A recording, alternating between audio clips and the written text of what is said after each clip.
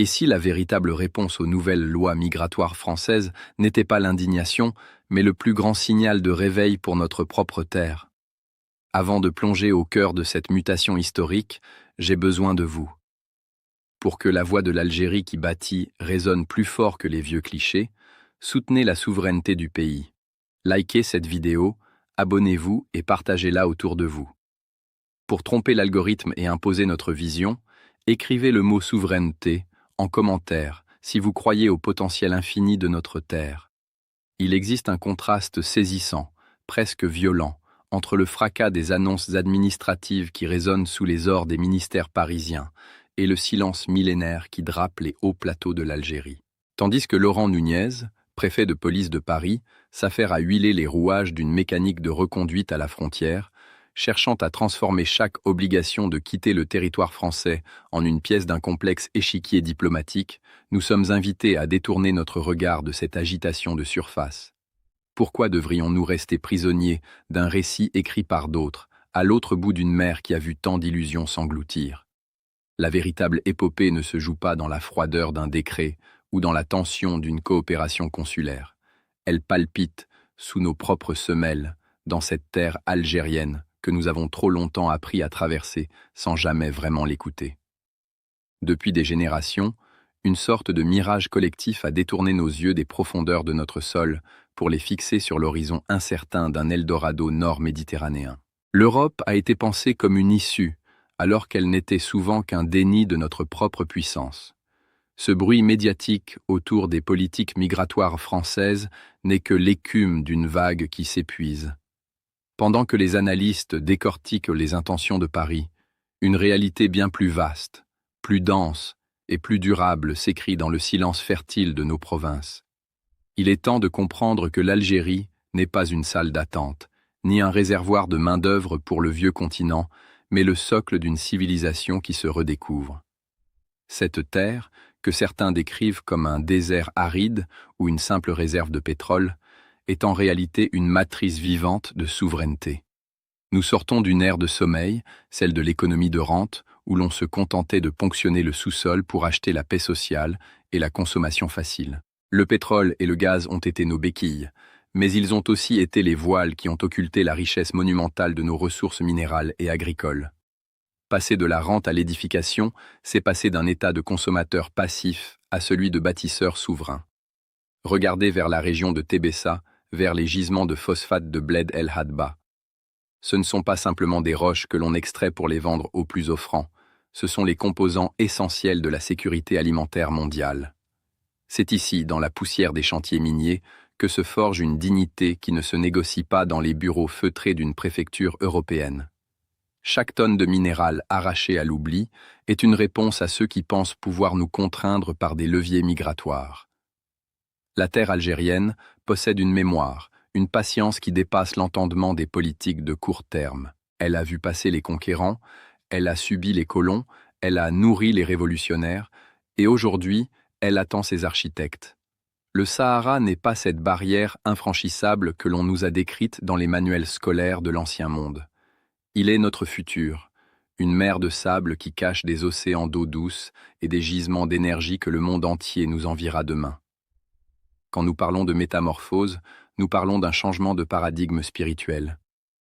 La Terre n'est plus une marchandise, elle est un prolongement de notre identité nationale. Elle est le seul espace où notre liberté ne dépend de personne d'autre que de notre propre volonté de travail.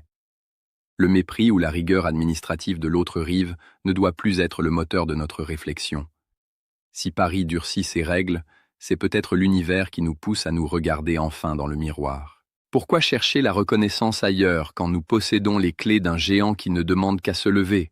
L'Algérie de demain ne se construit pas sur la nostalgie ou sur l'amertume, mais sur la conscience aiguë que chaque kilomètre carré de notre territoire est une opportunité de puissance. Nous avons longtemps vécu avec l'idée que la richesse était liquide, jaillissant des puits de Hassim et Saoud, mais la véritable richesse est solide. Elle est faite de phosphate, de fer, de zinc et de terres fertiles qui n'attendent que la main de l'homme pour s'épanouir. Cette transition vers une économie de bâtisseurs est une révolution philosophique. Elle exige que nous cessions de voir le désert comme un vide, mais comme un plein de possibles. L'agitation de Laurent Nunez sur les reconduites à la frontière semble alors bien dérisoire face à l'immensité du défi que nous relevons chez nous.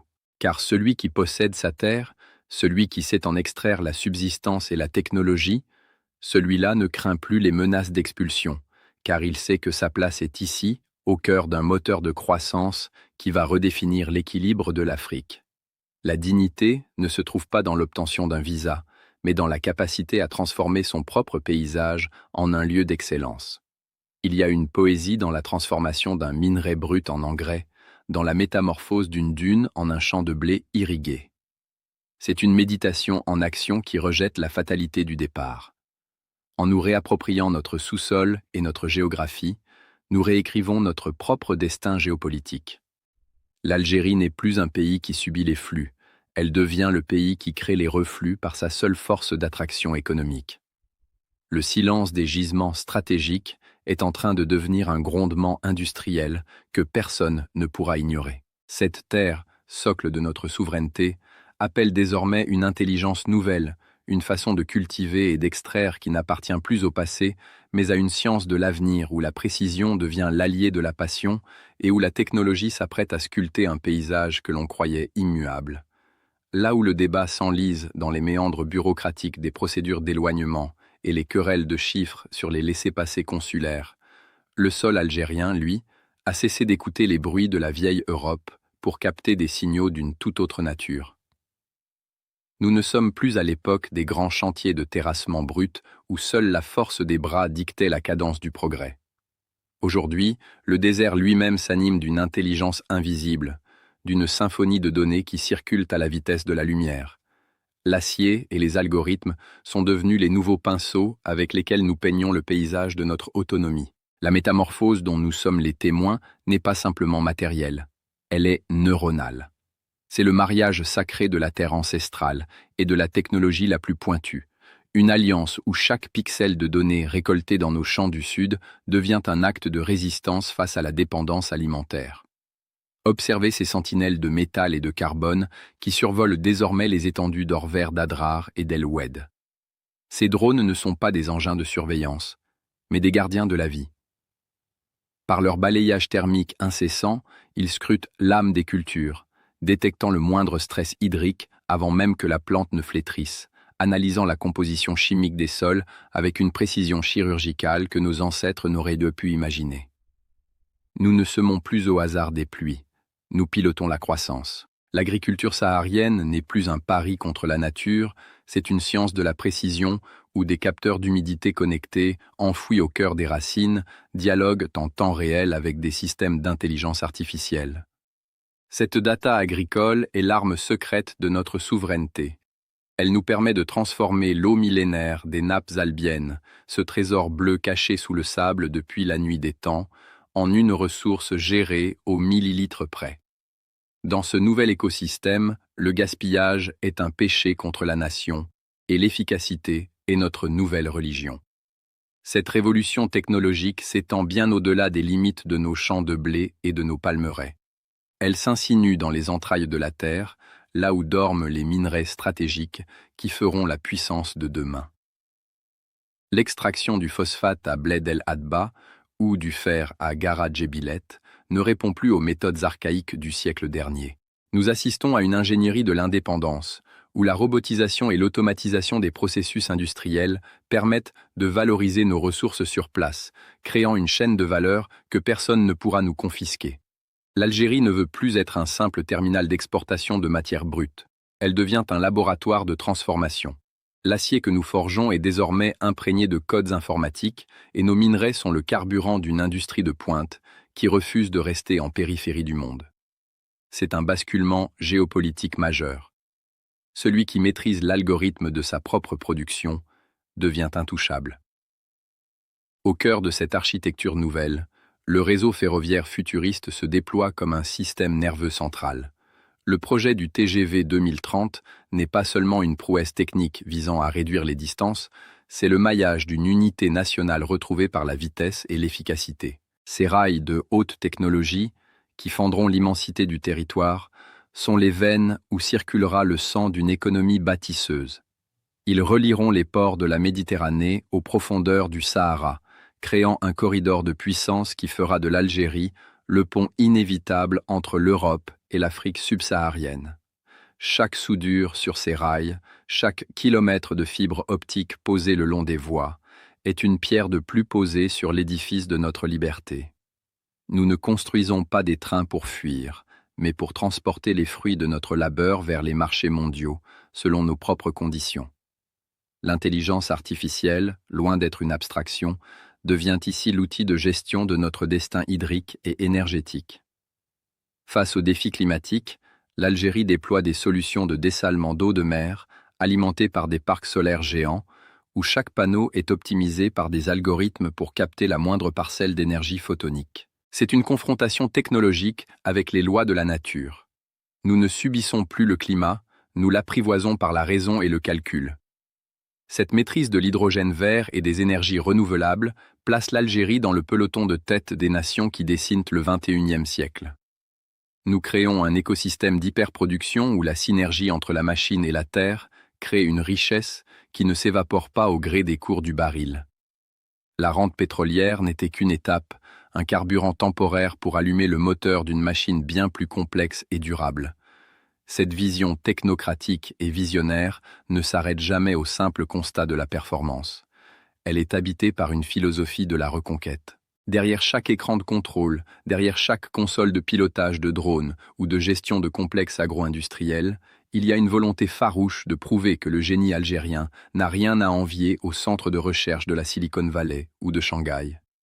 Nous réinventons notre rapport au temps et à l'espace. Le désert, autrefois perçu comme une barrière ou un vide, devient un laboratoire à ciel ouvert, une page blanche où l'on écrit les codes d'une prospérité nouvelle. Ce n'est plus la France qui définit notre horizon par ses lois migratoires, c'est nous qui redéfinissons notre propre géographie par nos succès technologiques. L'inefficacité des politiques bilatérales devient un bruit de fond insignifiant face au vrombissement des turbines et au cliquetis des serveurs qui gèrent nos futurs mégapoles industriels. La transformation que nous opérons est si profonde qu'elle exige des outils d'une ère nouvelle, des outils capables de traduire notre ambition en réalité tangible. Nous ne sommes plus dans l'incantation, mais dans l'exécution.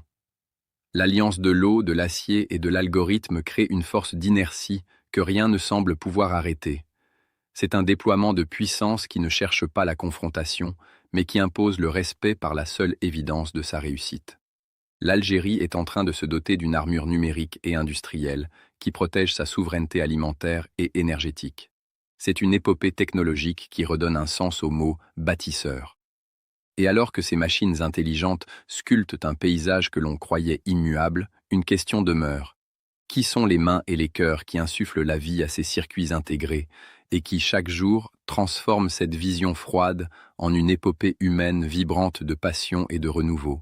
Cette étincelle qui embrase aujourd'hui les consciences porte un nom, un visage, et surtout une volonté d'acier.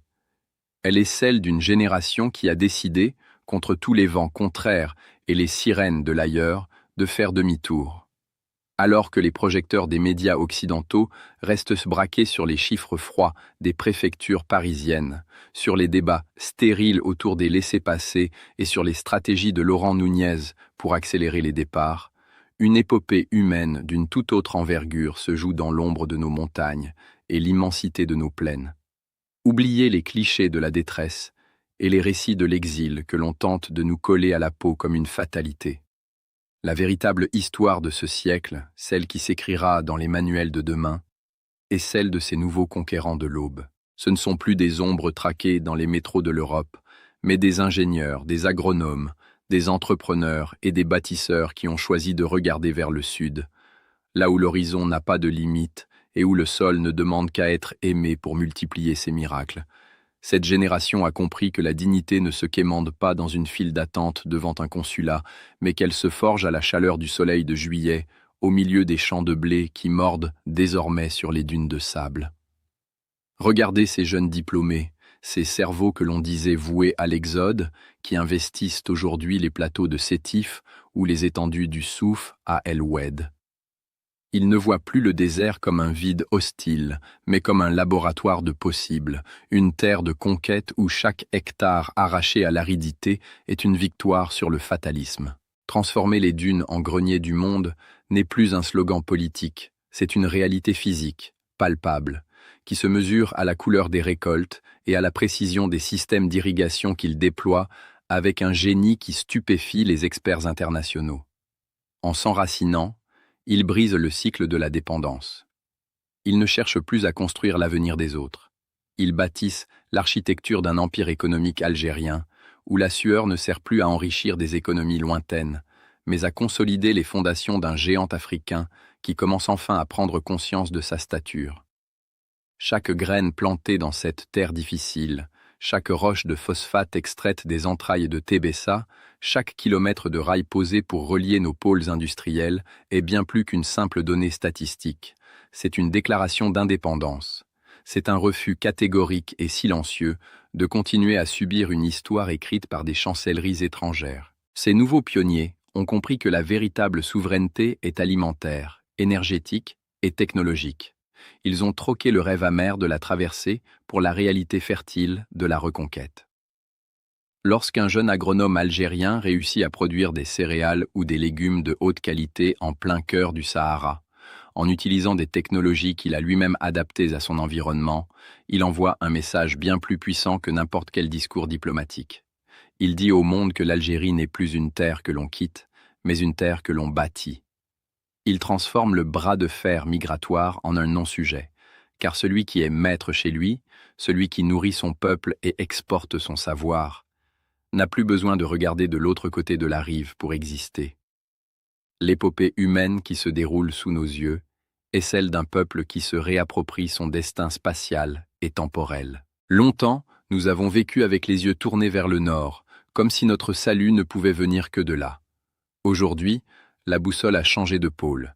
L'élan se déplace vers l'intérieur, vers les profondeurs de notre géographie. C'est une révolution psychologique profonde. L'Algérien n'est plus un sujet de l'histoire, il en devient l'architecte. Dans les centres de recherche d'Alger, dans les nouveaux hubs technologiques de nos villes émergentes, on ne parle plus de départ, mais de rendement, d'innovation, de brevets et de souveraineté numérique. Cette jeunesse ne fuit plus les problèmes, elle crée les solutions. Elle sait que l'avenir de l'Afrique se jouera ici, entre la Méditerranée et le Sahel, et qu'elle est aux commandes de ce moteur de croissance. L'illusion d'un Eldorado extérieur s'efface devant la certitude d'une puissance intérieure que l'on forge jour après jour, avec une patience de bâtisseur de cathédrales. Il y a une beauté sauvage dans ce retour à la terre, une poésie de l'action qui rejette les lamentations.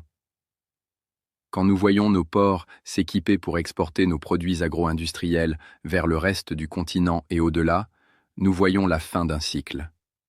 Le cycle de la rente pétrolière facile cède la place à l'ère du labeur créateur. La richesse ne jaillit plus seulement des puits. Elle naît de l'intelligence collective mise au service du sol. C'est une métamorphose qui rend l'idée même de l'exil obsolète. Car pourquoi partir quand tout reste à faire ici, et que nous possédons enfin les outils pour le réussir? La fierté nationale ne se nourrit plus seulement du passé héroïque de nos aînés, mais des succès présents de cette jeunesse qui reconquiert son propre pays. Nous ne sommes plus dans l'attente d'une validation extérieure. Nous créons notre propre norme, notre propre équilibre géopolitique, en nous imposant comme le pivot incontournable d'une Afrique qui se lève. L'avenir de l'Algérie se joue-t-il vraiment dans l'encre des décrets parisiens, dans ces textes de loi qui tentent de réguler les flux humains comme s'il s'agissait de simples marchandises, ou se joue-t-il dans la poussière soulevée par les moissonneuses qui parcourent nos propres plaines sous un soleil souverain? La véritable indépendance ne consiste-t-elle pas, finalement, à bâtir un pays si fort, si prospère et si fier, qu'aucune frontière, aucune loi étrangère ne pourra jamais limiter l'ambition de ses enfants? Au-delà des polémiques sur l'immigration et des rapports de force diplomatiques, une question fondamentale demeure et s'impose à nous tous. Au cœur de cette transition vers une Algérie puissance mondiale, quel sera votre rôle? Quelle sera votre pierre apportée à l'édifice de cette dignité retrouvée qui ne demande plus la permission d'exister?